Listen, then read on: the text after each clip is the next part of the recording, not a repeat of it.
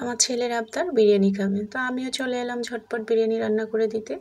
হাতের কাছে যদি মুরগি, পোলাও চাল আর প্যাকেট মশলা থাকে তাহলে তো খুব সহজেই এই বিরিয়ানিটা রান্না করে নেওয়া যায়। তো প্রথমে আমি এখানে পরিমাণ মতো পেঁয়াজ কুচি দিয়েছি আর দিয়ে দিলাম সরিষার তেল। আমি সরিষার তেলেই পুরো বিরিয়ানিটা রান্না করে নিব। প্রথমে ব্রেস্তা করে উঠিয়ে নিচ্ছি। একদম সহজ রেসিপিতে এই বিরিয়ানিটা আমি রান্না করব। আসলে সবচেয়ে আমার কাছে মনে হয় বিরিয়ানি রান্না খুবই সহজ, বিশেষ করে এই চিকেন বিরিয়ানি। তো বেরেস্তা উঠে নেওয়ার পরে এখানে আমি একটা তেজপাতা দিয়ে দিয়েছি সুন্দর একটা ফ্লেভার আসার জন্য। এখন মুরগির মাংসগুলো আমি দিয়ে দিচ্ছি। এখানে একটা ছোট সাইজের কর্ক মুরগি নিয়েছি। তো যেহেতু প্যাকেট মশলা দিয়ে রান্না করব, তাই খুব বেশি মশলা এখানে ব্যবহার করব না। আমি সামান্য পরিমাণে আদা রসুন বাটা আর গরম মশলা বাটা দিয়েছি, আর পরিমাণ মতো দিয়ে দিচ্ছি লবণ, আর সাথে কিছুটা ধনিয়ার গুঁড়াও দিয়ে দিব।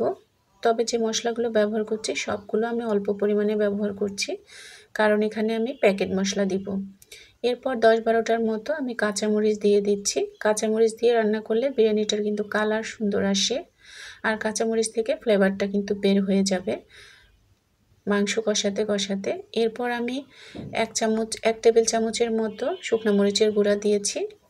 এখন 2 টেবিল চামচের মতো ফেটানো টক দই দিয়ে দিচ্ছি। এভাবে আমি মাংসটা কষিয়ে নেব কিছুক্ষণ। এরপর গরম পানি দিয়ে দেব সিদ্ধ হওয়ার জন্য। ও এর আগে আমি এখানে বিরিয়ানি মশলাটা দিয়েছি, একটা প্যাকেটের অর্ধেক দিয়েছি। তো মাংসটা যখন সিদ্ধ হয়ে যাবে তখন আমি এটা এক সাইডে রেখে দিব। আমি এখানে হাফ কেজির মতো পোলাওয়ের চাল নিয়েছি, আগে থেকেই ধুয়ে পানি ঝরিয়ে রেখেছি। এখন চালটা ভেজে নিব। তো প্রথমে আমি তেল দিয়ে দিলাম আর সামান্য পরিমাণে আদা রসুন দিলাম সুন্দর একটা ফ্লেভার আসার জন্য।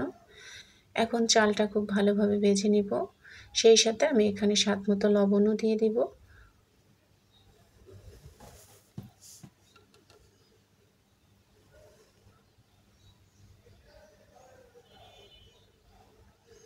চালটা কয়েক মিনিট ধরে আমি ভেজে নিব।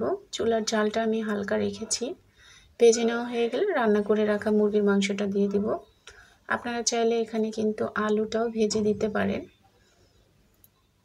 বড় বড় করে কেটে। তো আমি এখানে শুধু মুরগির মাংসটাই দিয়ে দিচ্ছি আর আলাদা করে ডিম সিদ্ধ করে নিব।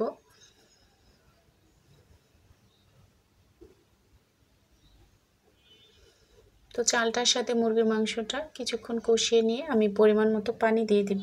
এখানে অবশ্যই গরম পানিটা ব্যবহার করতে হবে। তো আমার পরিমাণ অনুযায়ী আমি পানিটা দিয়েছি। আপনাদের চাল যতটুকু থাকবে তার ডাবল পানি দিতে হবে। 1 কাপ চাল হলে 2 কাপ পানি দিতে হবে। তো এখন আমি ঢেকে দিচ্ছি। একটু পরে একটু নেড়ে দিব যাতে নিচে লেগে না যায়।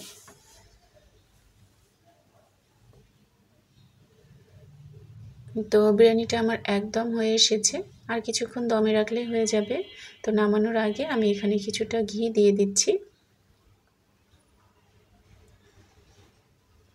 তো এখানে আমি গোলাপ জল, কেওড়া জল কোনো কিছুই দিব না, শুধু ঘি আর বেরেস্তা দিয়ে নামিয়ে নিব।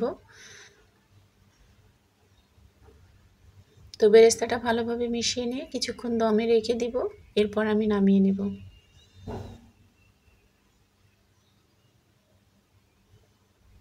তো খুব সহজে আমার বিরিয়ানি রান্নাটা হয়েছে। আশা করছি আজকের রেসিপিটি সবার কাছে ভালো লেগেছে।